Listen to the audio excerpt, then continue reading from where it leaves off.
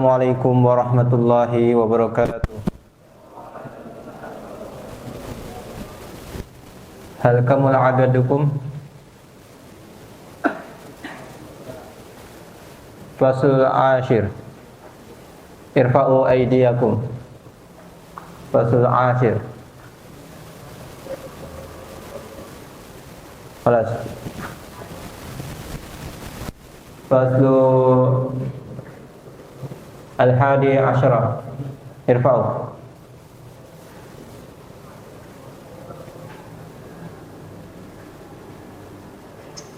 Aina al-akharun?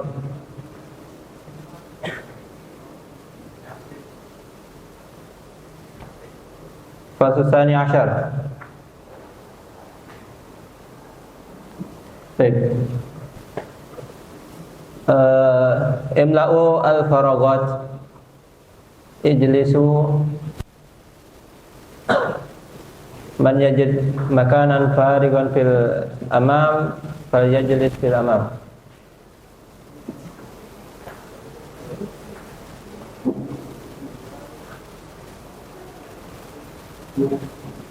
Baik, nabda qira'atana li kitab Bulughul Maram.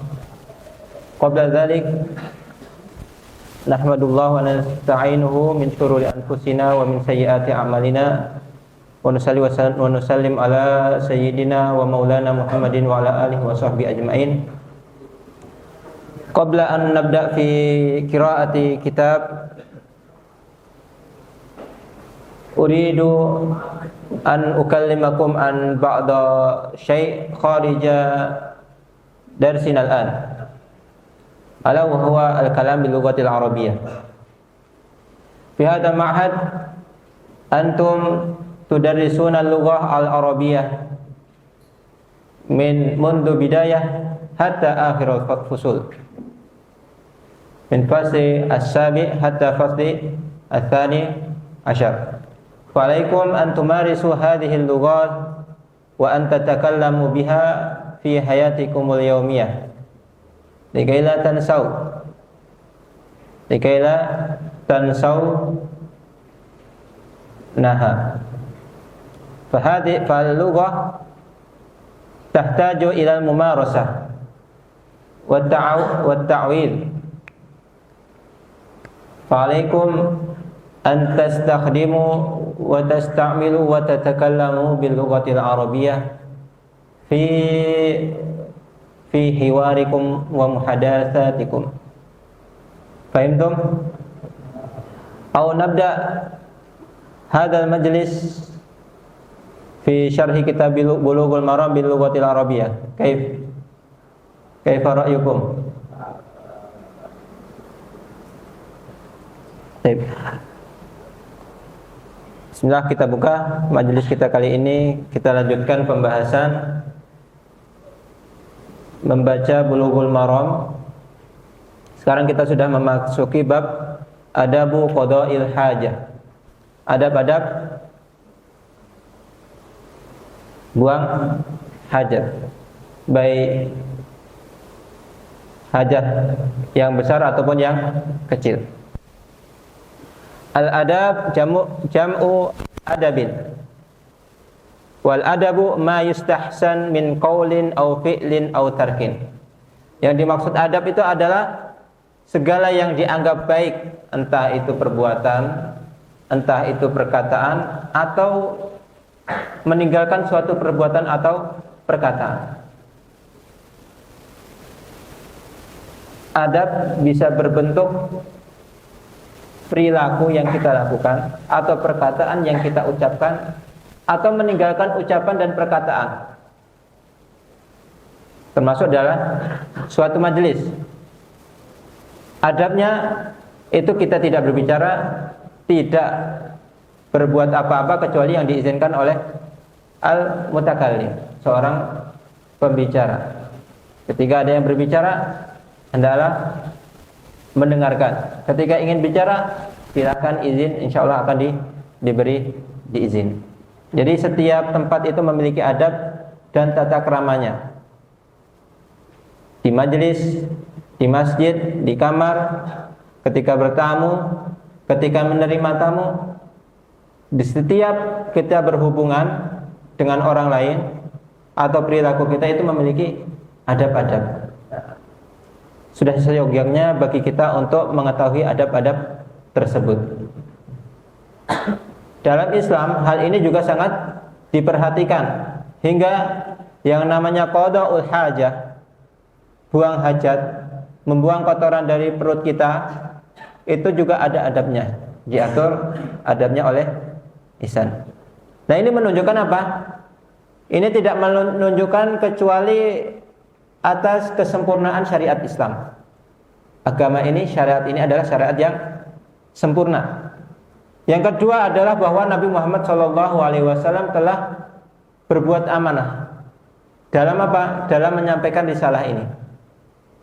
Segala hal yang dibutuhkan oleh umatnya sudah disampaikan oleh Nabi Muhammad. Setiap kebaikan Rasulullah telah menunjukkan. Setiap keburukan Rasulullah juga telah memberitahukan umatnya dan memerintahkannya untuk meninggalkan keburukan tersebut. Hadis yang pertama dalam pembahasan ini adalah hadis Anas bin Malik. Kana Rasulullah sallallahu alaihi wasallam idza dakhala al-khala wada'a khatamahu akhrajahu al-arba'ah wa huwa ma'lul. Hadis ma'lul yang kelihatannya secara sanad, secara matan itu sahih, tetapi setelah diteliti ada cacat di dalamnya. Hadis yang kelihatannya sahih secara sanad dan juga matannya, namun setelah diteliti oleh ulama ahli hadis, ternyata di sana ada cacat. Ada kesalahan yang tidak bisa diketahui kecuali oleh orang-orang yang sudah menggeluti atau menyelami ilmu hadis secara dalam.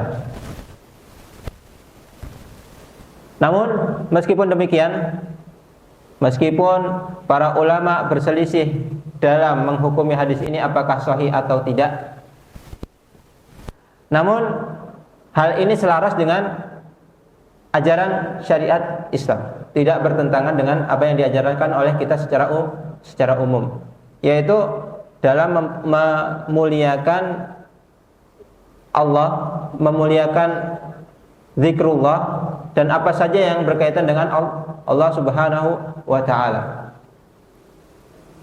Mana dari hadis ini adalah karena Rasulullah sallallahu alaihi wasallam, bahwasanya Rasulullah sallallahu alaihi wasallam idza dakhala al-khala, ketika ia memasuki WC, kamar mandi, tempat buang hajat atau apapun di mana tempat itu digunakan untuk berqada'ul hajah, membuang hajat, wada'a khatamahu, Rasulullah sallallahu alaihi wasallam mencopot, asli kata wada'a itu meletakkan, wada'a khatamahu berarti di sini meletakkan di luar, tidak memakainya ketika qada'ul hajah. Hadis ini menunjukkan beberapa faedah. Yang pertama adalah disunahkannya untuk menjauhkan segala sesuatu yang ada zikrullah di dalamnya dari yang namanya khala, tempat buang hajat atau tempat-tempat yang kotor. Itu adalah faedah dari hadis ini. Yang berikutnya adalah bahwa tempat buang air bukanlah tempat untuk berzikir. Ketika kita ingin berzikir di dalam khala, maka zikir yang bisa kita lakukan hanyalah satu, zikrul qalbi, zikir dengan hati, jangan diucapkan. Yang berikutnya adalah dimakruhkannya membawa hal-hal yang di dalamnya ada asma'ullah ke dalam WC atau tempat buang hajat. Nah, kenapa?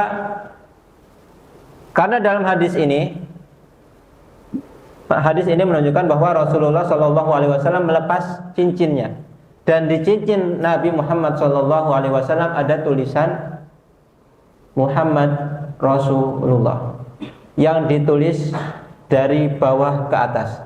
Fahim tuh? dari bawah ke atas. Jadi Muhammad itu tulisannya paling bawah, kemudian di tengahnya ada Rasul, dan yang di atasnya ada ismu lafzul jalalah.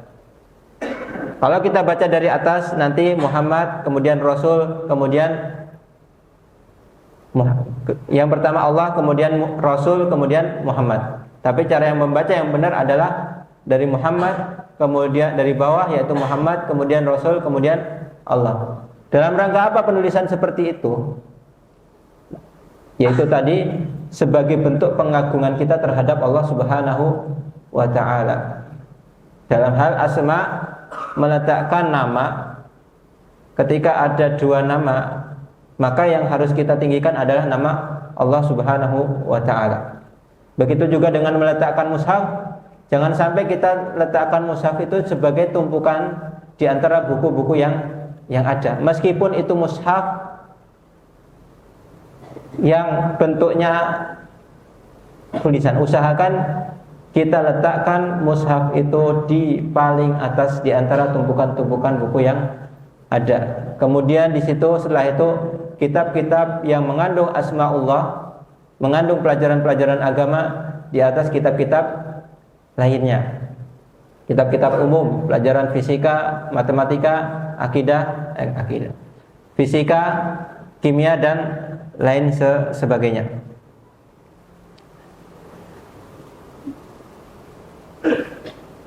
Yang berikutnya adalah dibolehkannya untuk kita memakai cincin. Sebagai laki-laki dibolehkan memakai cincin. Jadi memakai cincin itu hukumnya boleh. Kenapa tidak disunahkan? Kenapa kita tidak sebut memakai cincin sebagai sunnah padahal Rasulullah Shallallahu Alaihi Wasallam memakainya? Karena dalam hal perbuatan Rasulullah Shallallahu Alaihi Wasallam, ulama telah membagi-baginya menjadi beberapa bagian, beberapa macam. Yang pertama adalah yang berkaitan dengan ibadah, maka hukumnya ada yang menyatakan wajib, ada yang menyatakan sunnah. Sedangkan hukum yang berkaitan dengan kebiasaan, al-adah atau adat, maka ulama menyimpulkan itu hukumnya adalah dibolehkan. Jadi boleh kita melakukan hal-hal yang dimana Rasulullah melakukan itu dalam rangka kebiasaan, bukan dalam rangka ibadah. Yang berikutnya adalah perlakuan atau perbuatan Rasulullah Shallallahu Alaihi Wasallam yang berguna atau yang ditujukan untuk menjelaskan hukum-hukum syariat. Misalnya Rasulullah Shallallahu Alaihi Wasallam sholat karena Allah Subhanahu Wa Taala juga memerintahkan sholat dan memerintahkan umatnya untuk sholat. Rasulullah berpuasa, Rasulullah berhaji, dan itu semua dilihat oleh umatnya, oleh para sahabat. Nah, hukumnya bagaimana? Hukum mengikuti hal tersebut adalah sesuai dengan ibadah, sesuai dengan syariat yang dijelaskan. Kalau syariatnya wajib, berarti hukum mengikuti perbuatan Rasulullah SAW dalam hal itu jadi wajib. Ketika Rasulullah melakukan suatu perbuatan sebagai penjelasan atas syariah yang berhukum sunnah, maka hukumnya ikut sebagai sunnah. Begitu juga dengan yang mubah, begitu juga nanti dengan hal-hal lainnya. Bahkan ada beberapa perbuatan Rasulullah SAW yang itu dilakukan tapi hukumnya makruh. Kenapa? Supaya kita bisa membedakan mana yang makruh dan mana yang haram. Ya, jadi ketika ada perintah Rasulullah untuk melakukan sesuatu, kemudian di sisi lain Rasulullah SAW pernah menyelisih perintah beliau sendiri, maka ulama berpendapat bahwa hal itu menunjukkan bahwa apa yang diperintahkan Rasulullah tadi adalah berhukum sunnah, dan meninggalkannya berarti berhukum makruh. Nanti itu semua bisa antum pelajari di pelajaran usul fikih. Untuk secara lebih detailnya antum bisa pelajari dan bertanya kepada ustadz pengampu usul usul fikih. Kemudian hadis berikutnya, hadis yang masih diriwayatkan oleh sahabat yaitu Anas bin Malik. Masih diriwayatkan oleh Anas bin Malik wa anhu radhiyallahu anhu qala kana Nabi sallallahu alaihi wasallam idza dakhala al-khala qala Allahumma inni a'udzubika minal khubuthi wal khaba'ith. Akhrajahu sab'ah. Dari Anas bin Malik bahwa ketika Rasulullah sallallahu alaihi wasallam memasuki WC atau tempat buang hajat, dia bersabda, berdoa, Allahumma, ya Allah, inni, sesungguhnya aku a'udzubika, berlindung kepadamu minal khubuthi wal khaba'is, dari setan laki-laki dan setan perempuan. Akhrajahu sab'ah. Hadis diriwayatkan oleh 7 orang imam ahli hadis, Bukhari, Muslim, Ahmad, Abu Dawud, Tirmidzi, wa Nasa'i, wa Ibnu Majah. Faedah yang bisa kita ambil diantaranya adalah bahwa Rasulullah Shallallahu Alaihi Wasallam itu memiliki sifat seperti kita, sifat manusiawi. Yang itu berarti apa? Dari mana kita bisa menyimpulkan hal itu? Dari beliau berdoa kepada Allah Subhanahu wa taala. Itu menandakan bahwa Rasulullah Shallallahu alaihi wasallam masih membutuhkan perlindungan dari Allah. Dan ketika ia masih membutuhkan perlindungan Allah, berarti dia masih manusia seperti kita. Tsani iftiqarun nabi bi rabbih fi wiqayati minasyurur. Bahwa Nabi Muhammad Shallallahu alaihi wasallam yang telah dijamin maksum, dilindungi oleh Allah Subhanahu wa taala, itu saja masih berdoa kepada Allah Subhanahu wa taala. Masih membutuhkan perlindungan Allah dari segala bentuk keburukan. Nah, terlebih lagi kita sebagai hamba yang belum diberi jaminan apapun, yang masih memiliki banyak kelalaian, masih butuh banyak perlindungan dari segala bentuk kejahatan. Itu kita lebih membutuhkan untuk berdoa sebagaimana doa Rasulullah. Sehingga mari kita praktekkan apa yang telah Rasulullah Shallallahu Alaihi Wasallam contohkan. Berikutnya adalah faedah bahwa hadis ini adalah hadis yang kuat, yang sahih, yang menunjukkan atas doa masuk WC atau masuk tempat qada'ul hajah. Dan ini tidak hanya berlaku di tempat yang tertutup atau tempat khusus untuk buang hajat saja.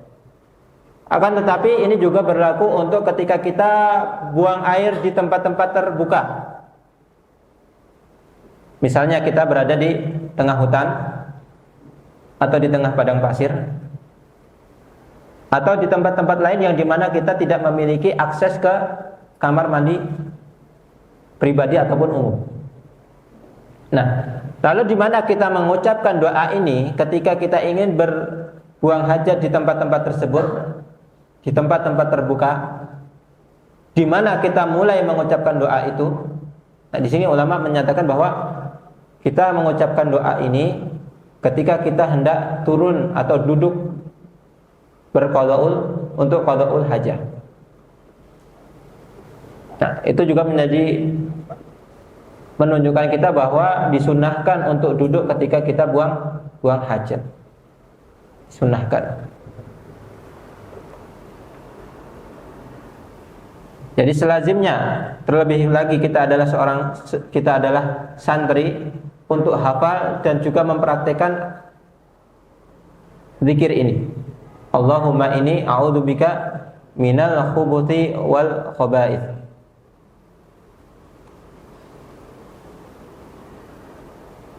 Masih juga diriwayatkan oleh hadis Anas. An Anas radhiyallahu anhu qala kana Rasulullah sallallahu alaihi wasallam yadkhulul khala. Kana Rasulullah yadkhulul khala fa ahmilu ana wa gulamun nahwi idawatan min ma'in wa anazatan fayastanji bil ma'i muttafaqun alaihi. Anas bin Malik meriwayatkan bahwa Rasulullah Shallallahu Alaihi Wasallam itu pernah buang hajat. Fa'ahmilu ana wa gulamun nahwi. Kemudian saya dan juga seorang yang seumuran dengan saya, gulamun nahwi, gulam seorang laki-laki, anak laki-laki, nahwi yang seumuran denganku, dengan Anas bin Malik ketika itu, idawatan,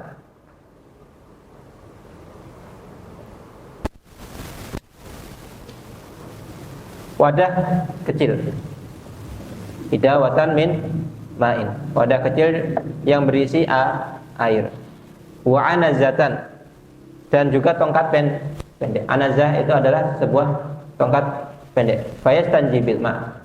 Kemudian Rasulullah Shallallahu Alaihi Wasallam beristinja dengan menggunakan air tersebut. Hadis muttafaqun alaih. Nah, ini merupakan hadis yang menjadi sandaran utama dalam hal beristinja, dalam hal bersuci dari segala bentuk hadis. Dan bahwa yang digunakan bersuci adalah air mutlak, bukan hal lain, akan tetapi air mutlak, bukan tanah, bukan pula hal-hal lainnya. Jadi al-aslu pada dasarnya syariat berwudu itu adalah dengan menggunakan air. Sedangkan hal lainnya selain air itu bersifat far'i, sebagai pengganti saja. Misalnya tanah itu tahur, itu namun syarat menggunakannya adalah ketika tidak ada air sama sekali atau tidak memungkinkan untuk menggunakan air. Nah, faedah yang bisa kita ambil juga di dalam hadis ini adalah bagaimana adab seorang murid terhadap guru. Bagaimana di sini kita bisa melihat Anas bin Malik radhiyallahu anhu itu melayani Rasulullah Shallallahu Alaihi Wasallam seorang gurunya, dan semua sahabat itu berguru kepada Rasulullah Shallallahu Alaihi Wasallam. Lihatlah bagaimana beliau melayani Rasulullah sampai dalam hal qadaul hajah. Rasulullah ingin qadaul hajah, Anas bin Malik dan seorang lagi yang seumuran dengan beliau itu melayani Rasulullah, mengambilkan air, mengambilkan hal-hal yang lain yang dibutuhkan oleh Rasulullah Shallallahu Alaihi Wasallam. Yang berikutnya adalah bolehnya membantu dalam hal bersuci. Bersuci itu ibadah, namun dalam hal ini kita dibolehkan untuk membantu. Misalnya ada yang kesulitan mencari air, dan berhubung kita tahu air itu di mana, atau kita memiliki air, kelebihan air, maka di situ kita dibolehkan, bahkan disunahkan untuk membantu.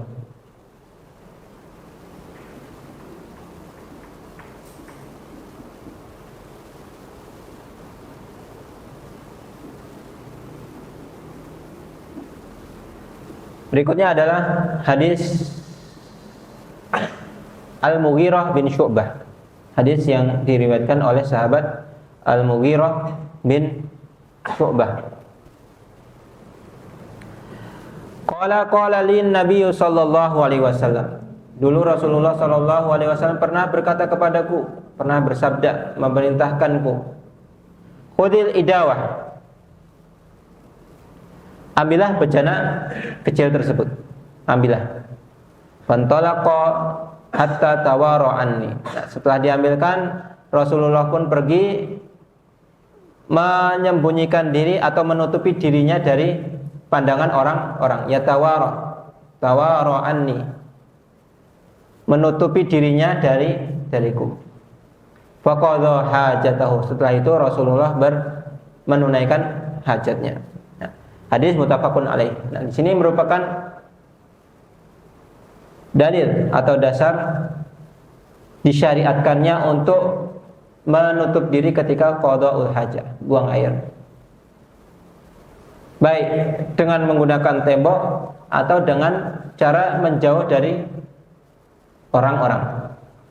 Misalnya di sini kita ada hammam, berarti kita cukup dengan hammam tersebut. Namun ketika kita berada di tempat terbuka, yang mana di situ tidak ada hamam atau tidak ada tembok juga, maka kita disunahkan untuk menjauh, mencari tempat sembunyi yang di mana tempat itu tidak biasa dilalui oleh orang-orang. Jadi tidak hanya menjauh, akan tetapi tempat itu jauh dari jangkauan orang-orang, di mana orang-orang tidak biasa kumpul di situ, di mana orang-orang tidak biasa lewat di tempat tersebut. Nanti kita akan menemukan suatu hadis di mana kita diperintahkan untuk menjauhi tempat-tempat atau supaya tidak menjadi orang-orang yang terlaknat.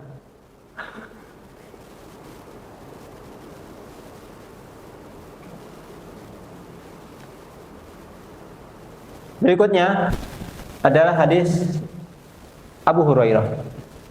Wa an Abi Hurairah radhiyallahu anhu qala qala Rasulullah sallallahu alaihi wasallam ittaqul la'inaini alladhi yatakhalla fi tariqin nas aw dhillihim.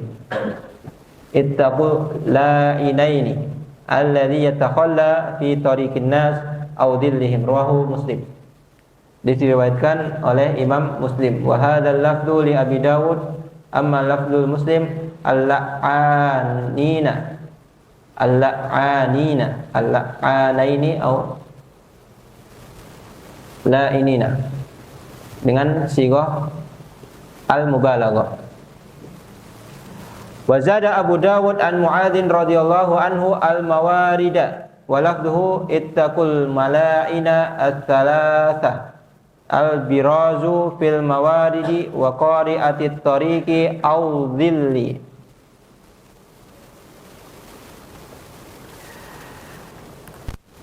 Dan Imam Abu Dawud rahimahullahu taala menambahkan riwayat dari Mu'adz itu dengan lafaz al-mawarid.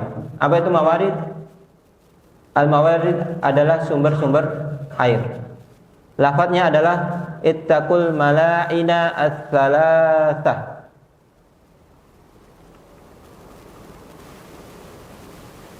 Jauhilah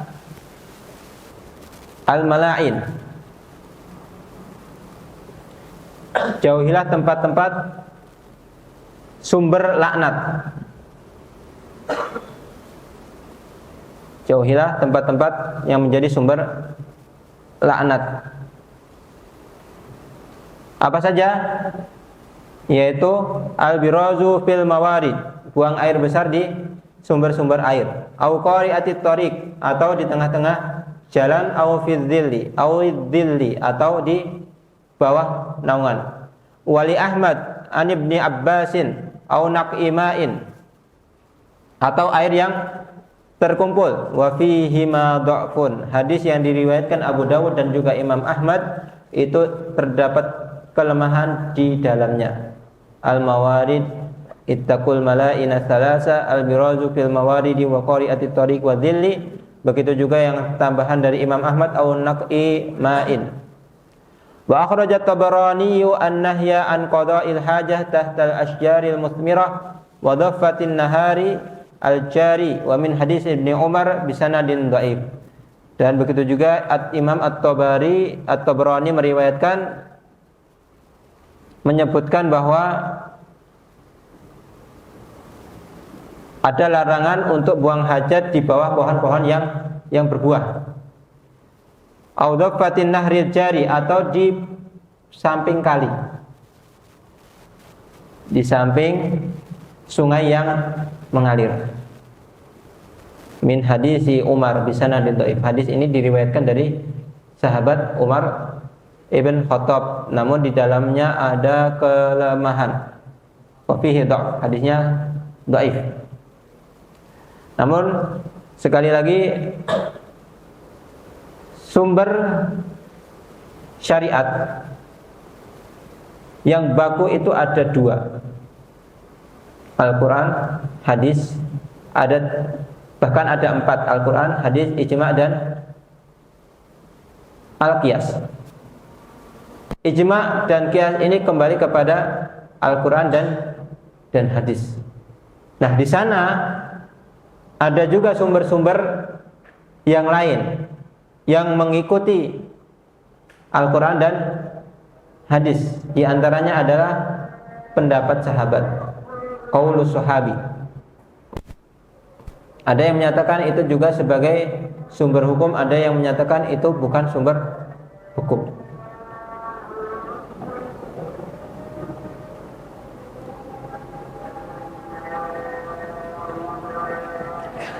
Di dalam hadis ini kita bisa menyimpulkan beberapa hal, di antaranya adalah menjaga tempat-tempat kaum muslimin, menjaga fasilitas yang dimiliki oleh kaum muslimin yang biasa digunakan oleh kaum muslimin. Jadi ketika ada tempat-tempat yang biasa digunakan oleh orang-orang terkhusus seorang muslim, maka kita dilarang untuk mengotorinya, dilarang untuk membuat orang tidak nyaman untuk bertempat di tempat tersebut. Termasuk sebenarnya adalah di hammam sendiri, di WC, di tempat kita buang hajat, itu telah disediakan air untuk menyiram apa yang telah kita keluarkan di sana. Nah, ketika kita tidak membersihkan kamar mandi atau WC tersebut setelah kita menggunakan itu, secara sadar ataupun tidak sadar itu telah membuat saudara kita tidak nyaman. Bisa jadi, naudzubillah, itu akan nanti menyebabkan diri kita termasuk di dalam hadis ini, ancaman hadis ini. Jadi usahakan, dan memang seharusnya kita yang qada'ul hajahnya di tempat-tempat umum, di tempat-tempat yang biasa dilalui atau ditempati oleh orang lain juga untuk buang hajat, maka setidaknya hendaklah kita untuk membersihkannya. Itu sebagai bentuk pemuliaan kita terhadap saudara kita. Seorang muslim itu seharusnya melakukan apa-apa yang membuat dirinya senang, ataupun seorang muslim harus melakukan hal-hal yang mana ia senang jika orang lain melakukan hal itu untuk dirinya. Kita sebagai muslim tentunya senang seandainya tempat yang akan kita gunakan qada'ul hajah itu dalam kondisi bersih. Oleh karena itu, kita karena meyakini, karena merasa senang dengan hal itu, hendaklah kita membuat kamar mandi itu juga nyaman, bersih, sehingga orang-orang yang berbuang hajat di situ merasakan kenyamanan yang kita dambakan selama ini.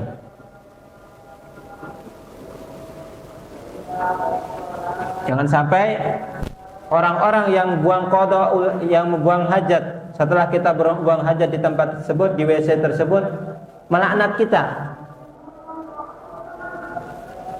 Jangan sampai hal itu terjadi. Siapa ini yang buang hajat di sini tidak disentor, tidak dibersihkan. Walaupun tidak diucapkan, di dalam hati itu mesti akan ada rasa-rasa seperti itu. Jadi jangan sampai. Dan ingat, ketika kita melakukan hal tersebut, secara tidak langsung orang tersebut adalah orang yang terzalimi. Nah, dan doa orang yang terzalimi itu mustajab. Takutlah terhadap doa-doa orang-orang yang terzalimi.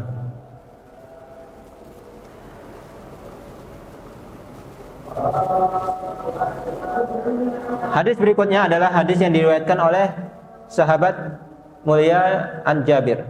Hadis Jabir radhiyallahu anhu qala Rasulullah sallallahu alaihi wasallam, idza taghawwata ar-rajulani falyatawara kullu wahidin minhuma an sahibihi wa la yatahaddatha fa inna Allaha yamkutu ala dzalika. Rawahu Ahmad wa sahhahu Ibnu Sakan wa Ibnu Qattan wa huwa ma'lul. Hadis Jabir bahwa Rasulullah sallallahu alaihi wasallam bersabda, "Idza taghawwadha," idza taghawwadha rajulani, jika dua orang di antara kalian qada'ul hajah secara bersama-sama, falyatawara kullu wahidin minhuma an sahibi, hendaklah satu orang dengan orang yang lainnya itu saling menjauh, saling menutupi dirinya, wala yatahaddatsa, yang perlu digarisi di sini, wala yatahaddatsa, dan jangan sampai mereka berdua saling ngobrol ketika qadaul hajat, ketika buang hajat. Jangan ngobrol ketika buang hajat. Fa innallaha yamqutu ala dzalik, karena sesungguhnya Allah Subhanahu wa taala membenci atau memurkai perkara tersebut. Hadis diriwayatkan oleh Imam Ahmad bin Hanbal rahimahullah taala wa sahahahu Ibnu Sakan, dan disahihkan oleh Ibnu Sakan wa Ibnu Qattan, dan juga Ibnu Qattan. Wa huwa ma'lul. Bukan, tetapi Imam Ibnu Hajar menyatakan bahwa hadis ini terdapat illah. Dalam hadis ini terdapat illah, suatu penyakit atau suatu cacat yang mana tidak diketahui oleh orang. Jadi kelihatannya hadis ini sahih, namun setelah diteliti ada cacat di dalamnya. Ibnu Hajar menyatakan hadis ini ma'lul, dan ketika ada hadis yang ma'lul, maka secara langsung hadisnya menjadi hadis dhaif. Di hadis ini diperselisihkan kesahihannya, namun maknanya secara umum adalah benar. Jika hadis ini sahih, maka ada beberapa kaidah yang bisa kita ambil di dalamnya. Yang pertama adalah kewajiban untuk saling menutupi diri ketika qadaul hajah, dan kewajiban untuk atau larangan keharaman untuk berbicara satu sama lain ketika qadaul hajah. Ini berlaku ketika kita di dalam kamar mandi. Ketika kita kamar mandi, di kamar mandi itu bersebelahan dengan kamar mandi lain, hendaklah untuk meminimalisir kalam.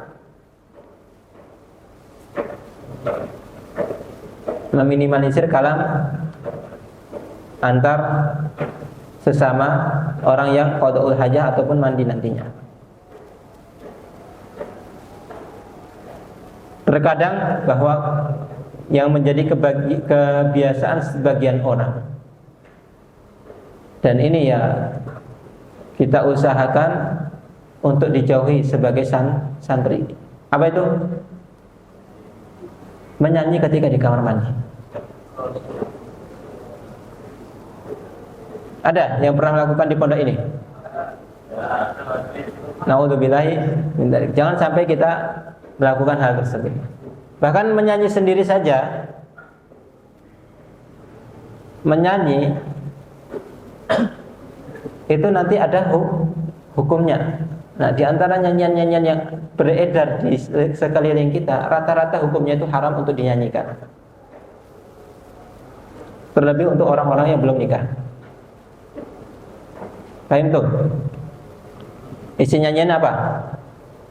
Pacaran, rindu sama pacarnya, atau menangis, menyesal ditinggal pacarnya, dan lain sebagainya. Jangan sampai seorang santri menyanyikan lagu-lagu tersebut atau memperdengarkan lagu tersebut.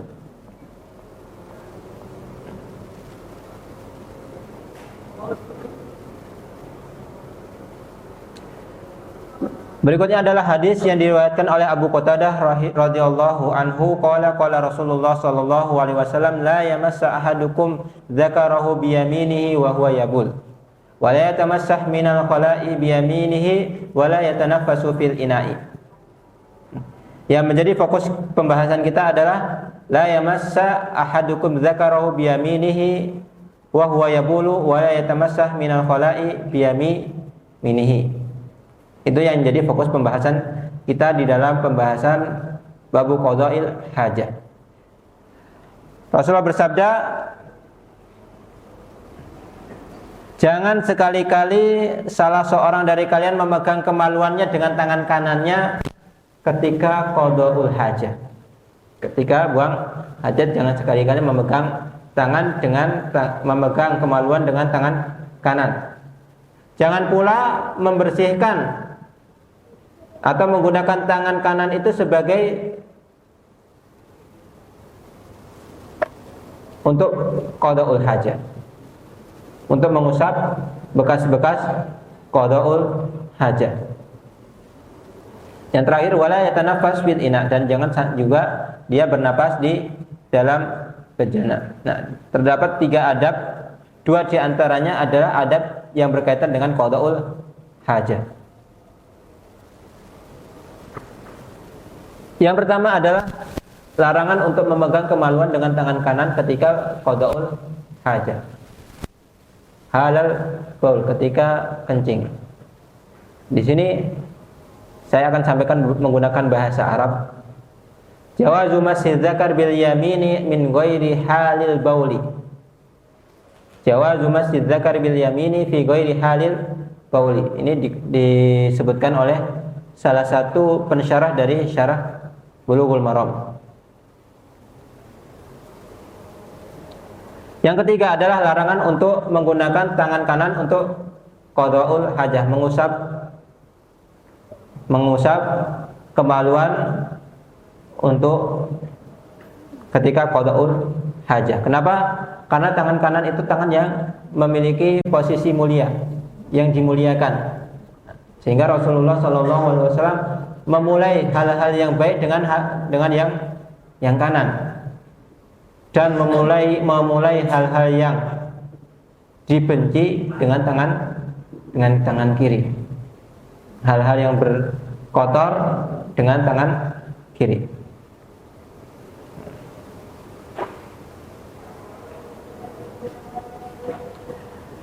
Berikutnya adalah an Salman, hadis yang diriwayatkan oleh Salman Al-Farisi. Qala laqad nahana Rasulullah sallallahu alaihi wasallam an nastaqbilal qiblah bi ghaitin aw baulin aw an nastanjiya bil yamini aw an nastanjiya bi aqalla min thalathati ahjarin aw an nastanjiya bi raji'in aw 'azmin, rawahu Muslim wa li sab'ah. An Abi Ayyub Al-Ansari radhiyallahu anhu qala fala tastaqbilul qiblah wa la tastadbiruha bi ghaitin aw baulin walakin syarriku aw gharribu. Dari Salman, dia berkata, sesungguhnya Rasulullah SAW melarang kita untuk menghadap kiblat ketika buang air besar ataupun buang air kecil. Au annastanjiya bil yamin, atau beristinja dengan menggunakan tangan kanan. Au annastanjiya bi aqalla min thalathati ahjar, atau beristinja menggunakan kurang dari 3 batu. Au annastanjiya bi raji'in au 'azmin, atau kita juga dilarang untuk beristinja dengan menggunakan kotoran dan tulang. Jadi ada beberapa larangan. Di antaranya adalah larangan menghadap kiblat, larangan menggunakan tangan kanan untuk beristinja, atau beristinja dengan menggunakan kurang dari 3 batu, dan juga larangan untuk menggunakan kotoran dan tulang untuk qada'ul hajah. Itu semua dilarang di dalam syariat. Hadis ini diriwayatkan oleh Imam Muslim, dan hadis berikutnya adalah hadis yang diriwayatkan oleh Abu Ayyub Al-Ansari. Beliau berkata, yaitu Abu Ayyub, jangan kalian menghadap kiblat pada saat buang hajat, baik besar maupun kecil. Kan tetapi menghadaplah ke timur atau ke barat. Jadi letak Madinah waktu itu berada di utara Makkah. Jadi ketika orang menghadap ke selatan, maka dia otomatis menghadap kiblat.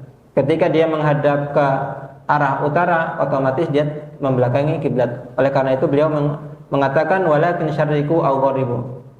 Hadaplah ke barat atau ke timur. Nah, kalau kita sebagai penduduk Indonesia yang berada di timur dari kiblat, maka hendaklah kita menghadap ke utara dan ke selatan. Ini koma di sini. Ya. Jadi kita cukupkan sampai sekian. Barakallahu lakum jami'an. Asa an yanfa'ana Allahu bihadzal majlis. Assalamualaikum warahmatullahi wabarakatuh.